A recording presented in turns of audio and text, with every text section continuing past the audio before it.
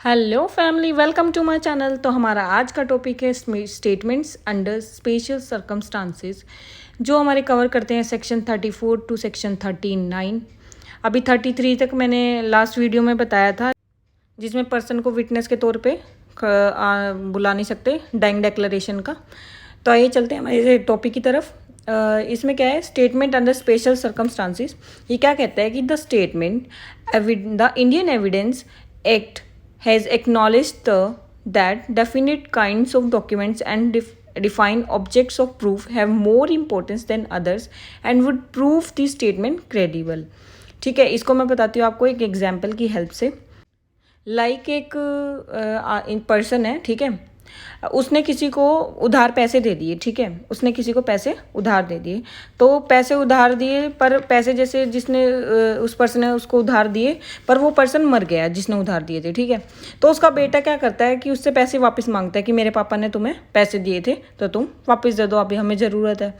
तो वो person deny कर देता है, मना कर देता है कि मैं नहीं दूंगा। उसके पापा ने वो as a on the basis of trust, उसका कोई प्रॉपर पेपर वगैरह नहीं था, पर उसके पापा ने उसको बुक्स ऑफ एंट्री में रिकॉर्ड किया हुआ था। तो ये स्पेशल सर्कमस्टांसेस हो गए कि उसने एंट्रीज रिकॉर्ड की थी। अब आ गया हमारा सेक्शन 34। देखिए 34 क्या कहता है, entries in the books of accounts regularly kept in the course of business are relevant. कि अगर डेली बेसिस पे एंट्रीज हो रही हैं बुक्स ऑफ अकाउंट्स में regularly as a course of business, तो वो कोर्ट में रेलेवेंट फैक्ट्स माने जाएंगे। Whenever they refer to a matter into which the court has to inquire. अगर कोर्ट में कोई केस जाता है तो जिसमें कोर्ट को इंक्वायरी करनी होती है, अगर उसमें से कोई फैक्ट रेलिवेंट लगता है उस मैटर के लिए, उस केस के लिए, तो वो रेलिवेंट माना जाएगा। But such statement shall not alone be sufficient evidence to charge any person with liability. कि मतलब पर ये ऐसी स्टेटमेंट को मतलब ये अकेला प्रूफ नहीं माना जाएगा। ये कि तुमने बुक्स ऑफ एंट्री में सिर्फ एक रिकॉर्ड मेंटेन कर दिया है तो वो एक एविडेंस बन गया। वो सिर्फ एक फैक्ट है किसी भी केस के लिए, मतलब किसी भी कोर्ट में किसी भी चीज़ को प्रूव करने के लिए, मतलब वो पूरा प्रूफ नहीं माना जाएगा, पूरा सच नहीं है किसी भी केस के लिए। उसके बाद हमारा सेक्शन आगे section 35। An entry in any public और अदर पब्लिक ऑफिशियल, मतलब या तो पब्लिक में या फिर उसकी कोई ऑफिशियल बुक है, रजिस्टर है, या फिर कोई रिकॉर्ड है जो गवर्नमेंट का मेंटेन होता है, उसमें कुछ भी उन्होंने लिखा हुआ है स्टेटिंग अ फैक्ट इन इशू और रेलेवेंट फैक्ट। ठीक है, मतलब उसमें कोई फैक्ट इन इशू या फिर कोई रेलेवेंट फैक्ट वो बता रहा है, and made by a public official in discharge of his official duties और बाय एनी अदर पर्सन। कि अपनी ड्यूटी परफॉर्म करते टाइम एक गवर्नमेंट ऑफिशियल ने, एक गवर्नमेंट फिगर ने, एक गवर्नमेंट एम्प्लॉय ने, गवर्नमेंट पर्सन ने एक कोई रिकॉर्ड मेंटेन किया है जो मतलब एक फैक्ट इन इशू या फिर रेलेवेंट फैक्ट दोनों को मतलब स्टेट करता है, तो वो उसको केस में कंसीडर कर लिया जाएगा। उसके बाद performance of a duty specially enjoined by the law of the country in which such books और रजिस्टर और records are kept is itself a relevant fact. अब हमारे पास हमारा आ गया सेक्शन 36। देखिए क्या कहता है, statements of a fact in issue और relevant fact made in published maps और charts generally offered for public sale or in maps or plans. These are made under the authorities of the government as to matters usually represented or stated in such maps, charts or plans are themselves relevant facts। ये क्या कहते हैं कि कोई भी अगर government की मतलब किसी पब्लिक फिगर, मतलब पब्लिक के कोई डॉक्यूमेंट में कुछ भी पब्लिश हो रखा है, कुछ भी किसी मैप में, किसी चार्ट में, तो वो रेलेवेंट फैक्ट कंसीडर कर लिया जाएगा अंडर सेक्शन 36। हमारा सेक्शन आ गया अब हमारे पास सेक्शन 37।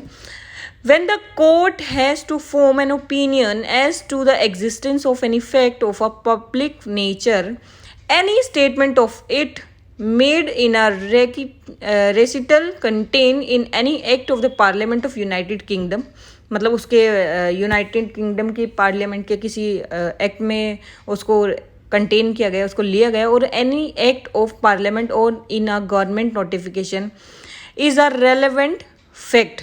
ठीक है, तो वो एक रेलेवेंट फैक्ट के तौर पे कंसीडर कर लिया जाएगा। उसके बाद हमारे पास आ गया हमारा सेक्शन 38। देखिए सेक्शन 38 क्या कहता है, when the court has to form an opinion as to a law of any country. कि कोर्ट को कोई ओपिनियन फॉर्म हो रही है कि किसी भी कंट्री के लॉ से, any statement of such law contained in a book purporting to be printed or published under the authority of government of such country, to be contained any such law or any report of a ruling of the courts of such country contained in a book purporting to be report of such ruling is relevant. ये क्या कहता है? ये कहता है कि अगर court को किसी ओपिनियन की ज़रूरत है, किसी की जजमेंट की ज़रूरत है, तो उसको वो डॉक्यूमेंट गवर्नमेंट के ऑफिस मतलब किसी भी उसमें पब्लिश हो रखा है उसमें से मिल गया, तो वो गवर्नमेंट अथॉरिटी में से वहाँ से उठा लेंगे वो डॉक्यूमेंट के तौर पे, वो रेलेवेंट एविडेंस माना जाएगा, रेलेवेंट फैक्ट माना जाएगा, किसी भी केस को मतलब जज करते टाइम रेलेवेंट मान सकते हैं। अब आ गया हमारे पास हमारा सेक्शन 39। देखिए सेक्शन 39 क्या कहता है?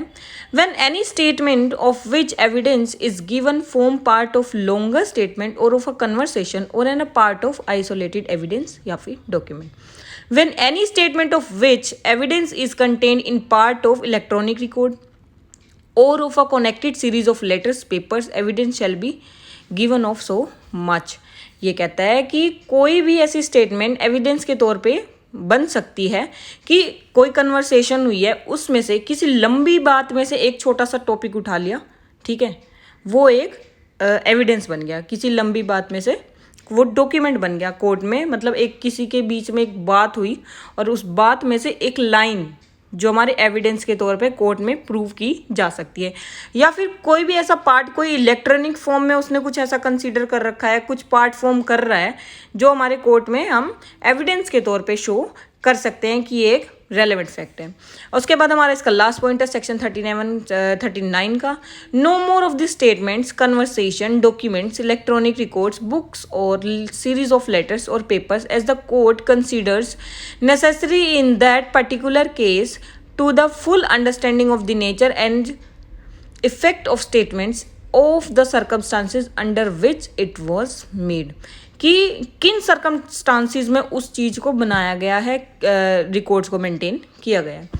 कंक्लूजन हमारा क्या कहता है? 34 से 39 हमारे सारे सेक्शंस हमने अभी डिस्कस किए हैं, जो कहता है कि Indian evidence act deals with the concept of statement under the special circumstances and it is also evident that it is a confusing task to find out the truth और proof. If there are no laws leading to evidence, then it becomes difficult to find out the truth। भाई सच को निकालना थोड़ा मुश्किल हो जाएगा अगर हर चीज़ को नहीं खोजेंगे, छोटी छोटी चीज़ पर दैट नहीं देंगे। Thanks guys, thanks for watching my video and please यार please like and subscribe my channel. और कोई टॉपिक सजेस्ट करें कमेंट सेक्शन में, सो दैट तुम्हारे लिए नई वीडियो लेकर आ सकूं, एंड बेल आइकन प्रेस करें नेक्स्ट वीडियो के लिए।